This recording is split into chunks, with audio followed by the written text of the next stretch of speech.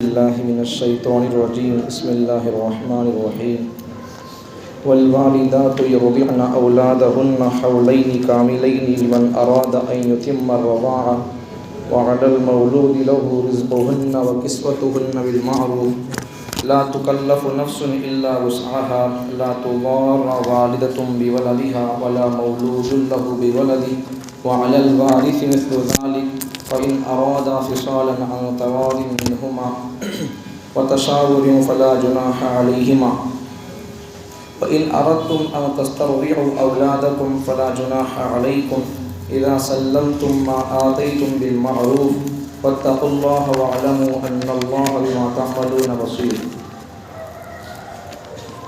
مائیں اپنے بچوں کو دودھ پلائیں مکمل 2 سال۔ اگر جس کسی کو ارادہ ہو 2 سال مکمل کرنے کا یا دودھ پلانے کی مدت مکمل کرنے کا وہ پلا سکتے ہیں۔ جس کا بچہ ہے یعنی باپ پر یہ ذمہ داری ہے کہ وہ دودھ پلانے والی عورت کو ماں کو اس کے کھانے کا انتظام کرے، اس کے کپڑے کا انتظام کرے ٹھیک طریقے سے۔ کسی بھی جان پر اس کی طاقت سے بڑھ کر بوجھ نہیں ڈالا جائے گا۔ ماں کو تکلیف نہ دیں اس کے بچے کی وجہ سے، باپ کو تکلیف نہ دیں اس کے بچے کی وجہ سے۔ اسی طرح وارث پر بھی حق اور ذمہ داری ہوتی ہے۔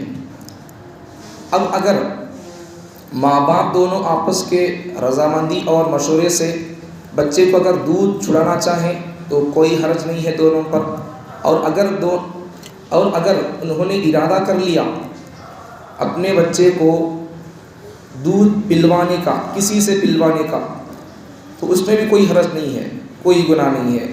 جب اپنے بچے کو کسی کے سپرد کر دو تو ان کے ساتھ جو معاملہ طے ہوتا ہے دینے کا لینے کا، اتنا دیں گے بچے کو دودھ پلانے پر، تو اسے یاد رکھ کر نوٹ کر کے وہ اپنا حق ادا کر دیں۔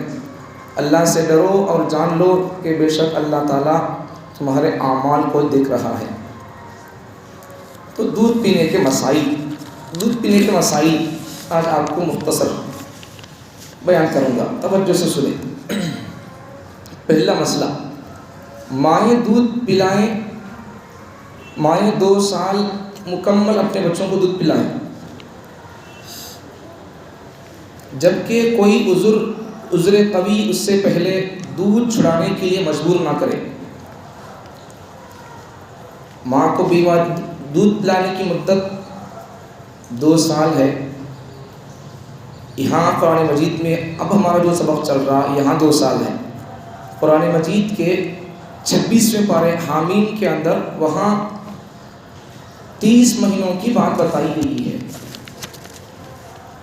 30 مہینوں کی بات بتائی گئی۔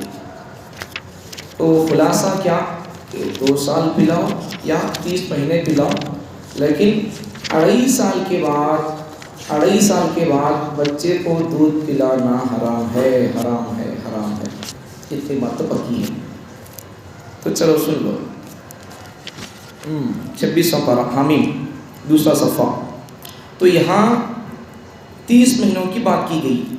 وَحَمْلُهُ وَفِصَالُهُ 30 شَهْرًا، ماں کو اپنے حمل، اپنے بچے اور اپنے بچے کو دودھ چھڑانے کی مدت 30 شهرًا، 30 شهرًا مہینے، 30 مہینے۔ تو 2.5 سال، 2 سال پلاؤ، زیادہ سے زیادہ بچہ کمزور ہے تو 2.5 سال تک بات چلے گی۔ تو 2.5 سال تک کوئی مسئلے آئیں گے، 2.5 سال کے بعد دودھ پلا نہیں سکتے، وہ حرام ہو جائے گا۔ تو پہلا مسئلہ، مکمل مائیں اپنے بچوں کو 2 سال تک دودھ پلائیں، جبکہ کوئی عذر قوی اس سے پہلے دودھ چھڑانے کے لیے مجبور نہ کرے۔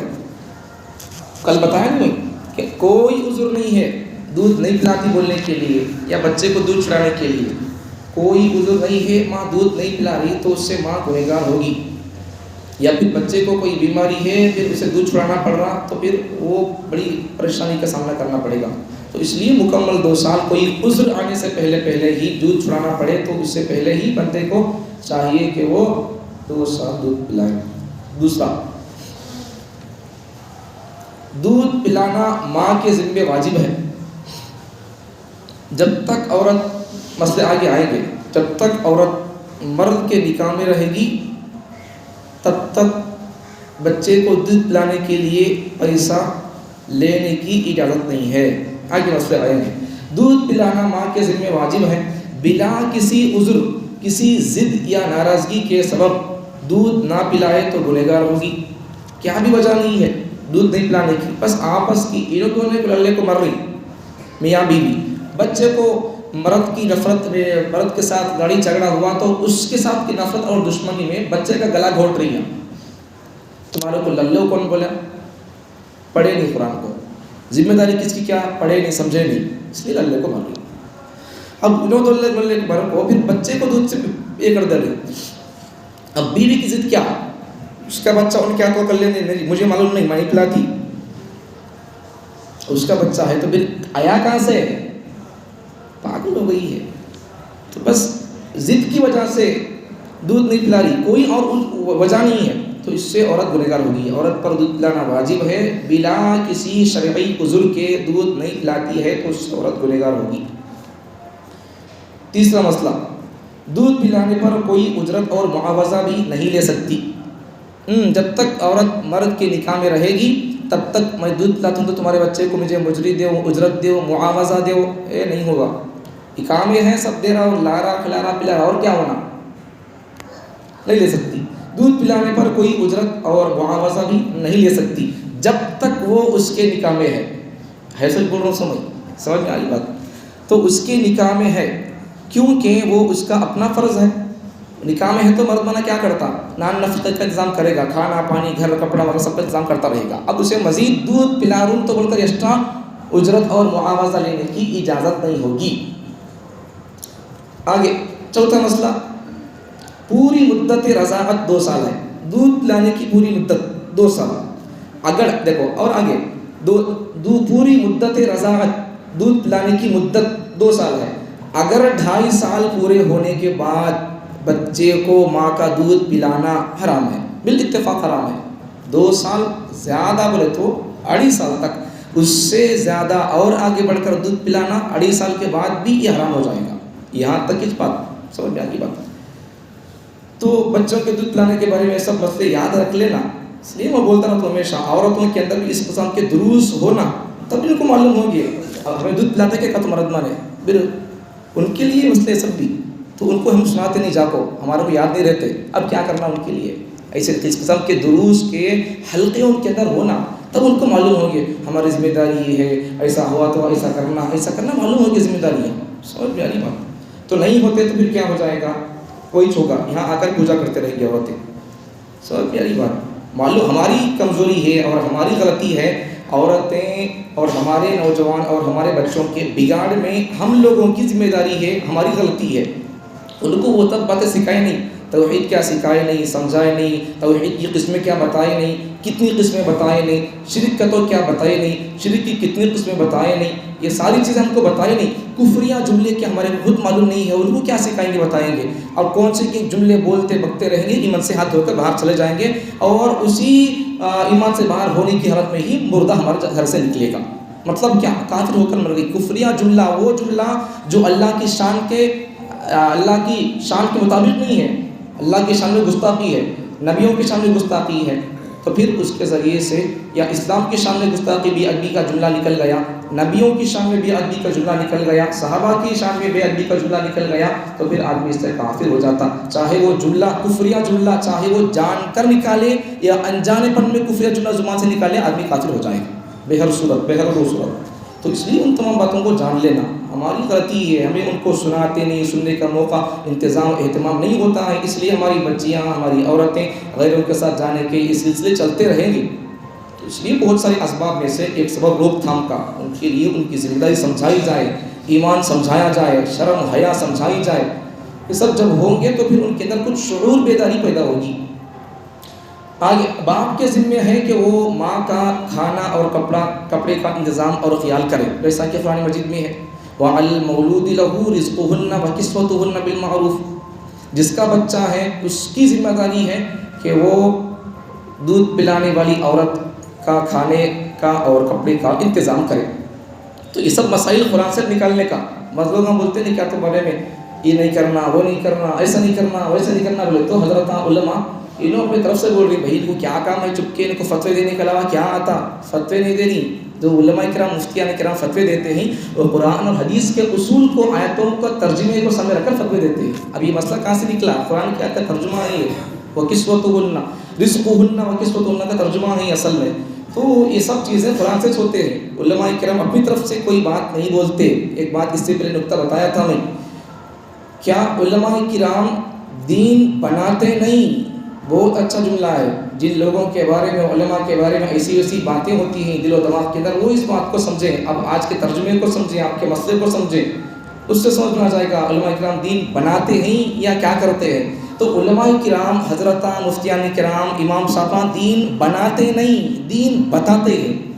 بنانے میں نون نقطہ ایک ہے، بناتے نہیں بتاتے ہیں، تا میں دو نقطے ہیں، بتاتے ہیں دین۔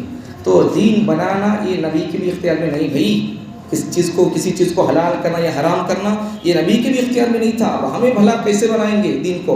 بنائیں گے نہیں، جو بنایا ہے نبی کے زمانے میں اسی کو آپ کے سامنے پیش کرتے رہیں گے، بتاتے رہیں گے، اسے اتنا ہی ہے، اس کے علاوہ کوئی اور بات نہیں ہے۔ تو آگے بس سمجھ میں آ گئی۔ تو باپ کے ذمے ہے ماں کے کھانے کپڑے کا انتظام کرنا، خیال کرنا۔ اور آگے اچھا یہاں ایک لفظ آیا ہے وہی اسی کھانے کپڑے کے انتظام کے جملے میں، وَعَلَى الْمَوْلُودِ لَهُ، دیکھو یہ مولود اگر اللہ چاہتے تو وَعَلَى الْوَالِدِ بول کر بول سکتے تھے، باپ پر، والد ذمہ داری باپ پر، ایسا اللہ بول سکتے تھے، لیکن اللہ نے کیا لفظ استعمال کیا؟ وَعَلَى الْمَوْلُودِ لَهُ۔ یہ لفظ کیوں ایسا لگے اللہ تعالیٰ؟ تو اس کا جواب، تو لفظ مولود اختیار کرنے کی وجہ، بچے کی پیدائش میں ماں باپ دونوں کی شرکت ضرور ہے، مگر بچہ باپ ہی کا ہوتا ہے، باپ ہی کی طرف بچہ منسوب ہوتا ہے، باپ ہی کا کہتا ہے، نسب باپ ہی سے چلتا ہے۔ بچہ جب بچہ اس کا ہوا تو خرچ کی ذمہ داری اس کو بھاری معلوم نہ ہو۔ بچہ کس کا؟ اصل میں بچہ دیکھیں گے تو باپ کا، ایک حساب سے دونوں کا ہے، صحیح ہے، انکار نہیں ہے، لیکن نسب جو پہچانا جاتا ہے، سن آف کی جگہ مدر میں لکھتے، وہاں سن آف کی جگہ فادر لکھتے ہیں، تو یہ نسب یہ کس کا بچہ ہے، پہچان یہ باپ کے ذریعے سے ہوتا سو۔ تو اس لیے جب بچہ دونوں کا ہے لیکن نسب منسوب ہوتا ہے باپ کی طرف، تو جب بچہ تیرا ہے تو خرچ اٹھانے کے لیے تو اپنے دل پر بوجھ نہ سمجھ، خوشی سے تیار ہو جا، ماں کا بوجھ، بیوی کا بوجھ اٹھانے کے لیے خوشی سے تیار ہو جا، اللہ کو بتانا چاہیے۔ اس لیے اللہ تعالیٰ نے وہاں وَعَلَى الْوَالِدِ کی بجائے وَعَلَى الْمَوْلُودِ کہا، وَعَلَى الْمَوْلُودِ لَهُ، جس کا یہ بچہ ہے، رِزْقُهُنَّ وَكِسْوَتُهُنَّ، یہ جس کا بچہ ہے، کس کا بچہ؟ یہ مرد کا بچہ، باپ کا بچہ، تو اس کی، یہ بچے کی ماں، اس کی بیوی کو اس کے کھانے کپڑے کا انتظام کرنے میں بوجھ نہ سمجھے۔ اس کا بچہ ہے، تیرا بچہ ہے، بات تو دودھ پلانے کے بارے میں یا دودھ پلانے والی عورت کے کھانے کپڑے کے بارے میں تو بوجھ نہ سمجھ، وہ اللہ، اس لیے اللہ نے یہاں وَعَلَى الْوَالِدِ کے بجائے وَعَلَى الْمَوْلُودِ کا اللہ نے لفظ استعمال کیا ہے۔ اچھا، ماں کا نان نفقہ باپ کے ذمے ہے، کھانا پانی وغیرہ کپڑا، جب ماں اس کے نکاح میں ہو یا عدت میں ہو، طلاق اور عدت پوری ہونے کے بعد نفقہ زوجیت ختم ہو جائے گا، مگر بچے کو دودھ پلانے کا معاوضہ دینا باپ کے ذمے پھر بھی لازم رہے گا۔ جب تک ماں شوہر کے نکاح میں ہوگی تب تک تو دودھ پلانا ہی ہے، کوئی معاوضہ نہیں، بغیر معاوضے کے، بغیر اجرت کے دودھ پلانا ہی ہے نکاح جب تک ہے۔ اچھا، اگر خدا نخواستہ طلاق ہو گئی ہے، دودھ پینے والا کا بچہ ہے، تو تب کیا کرنا پڑے گا؟ تو طلاق کی عدت کتنے دن ہے؟ طلاق کی عدت کتنے دن ہے؟ 3 حیض تک اسے شوہر کے گھر میں ٹھہرنا پڑے گا، ممکن ہو، مناسب ہو تو 3 حیض تک جب طلاق ہو گئی ہے، دودھ پینے کے لائق بچہ ہے، تو جب تک پہلی بات تو کیا، نکاح میں ہے تو دودھ پلانا پڑے گا بغیر معاوضے کے، نہیں طلاق دے دیا شوہر، دودھ پینے کے لائق بچہ ہے، تو تب بھی کیا کرنا پڑے گا؟ اس کی مدت کتنے دن ہے؟ طلاق کی مدت 3 حیض ہے، تو تب تک دودھ پلانا پڑے گا۔ اچھا، اگر وہ مدت پوری ہو گئی تو مدت پوری ہونے کے بعد بھی، مدت پوری ہونے کے بعد طلاق اور عدت پوری ہونے کے بعد نفقہ زوجیت ختم ہو جائے گی۔ اب طلاق پوری، اس کی عدت ہو گئی، جب تک عدت تھی، نکاح میں تھی، اس کا کھانے کھپے کا انتظام کرتا تھا، اب طلاق کی عدت پوری ہو گئی 3 حیض، تو اب اس کے بعد طلاق اور عدت پوری ہونے کے بعد نفقہ زوجیت ختم ہو جائے گا، کھانے پینے کا، کپڑے کا انتظام کرنا، خیال کرنا بیوی کا ختم ہو جائے گا، اس لیے کہ بیوی نہیں رہی اب، تو پھر اس کی ذمہ داری اور اس کا بوجھ اٹھانے کا بھی اب نہیں رہا۔ تو مگر اب عدت ہو گئی، طلاق تھی، طلاق دیا تھا، عدت ختم ہو گئی، عدت کے بعد اب کیا کرنا پڑے گا؟ بچہ دودھ پینے کے لائق ہے ابھی، تو طلاق کی 3 حیض گزر گئے، مگر بچے کو دودھ پلانے کا معاوضہ دینا باپ کے ذمے پھر بھی لازم رہے گا۔ طلاق دے دیا تھا، طلاق کے بعد 3 حیض تک گھر میں ٹھہر کر رہی، بچے کو دودھ پلاتی تھی، تو طلاق اور عدت کے بعد بھی بچے کو دودھ پینا ہے ابھی، تو پھر بھی طلاق اور عدت کے بعد بھی جتنے دن تک بچہ ماں کا دودھ پیتا رہے گا تب بیوی کو معاوضہ اجرت دینا پڑے گا۔ اتنے مسائل یاد رکھو، آج کے لیے اور کافی ہے، کل بقیہ مسائل کل بتاؤں گا، بہت سارے مسائل ہیں، کتنی بات یاد رکھو۔ اگر عورت کو مرد طلاق دے دیا، طلاق دینے کے بعد پھر بھی عورت اس کے بچے کو دودھ پلانے کی ذمہ داری سے باہر نہیں جاتی۔ اب عورت کو طلاق اور عدت کے بعد جب وہ عورت دودھ پلاتی ہے تو کیا کرنا پڑے گا؟ مرد کو اسے معاوضہ دینا پڑے گا۔ اتنے مسائل یاد رکھو۔ اللہ تعالیٰ مجھے اور آپ کو قرآن کے ان احکامات کو، دودھ پلانے کے مسائل اور جتنے مسائل قرآن مجید کے اندر ہیں ان تمام مسائل کو سننے، سمجھنے اور اس کے مطابق اپنی زندگی کو گزارنے کی اللہ توفیق عطا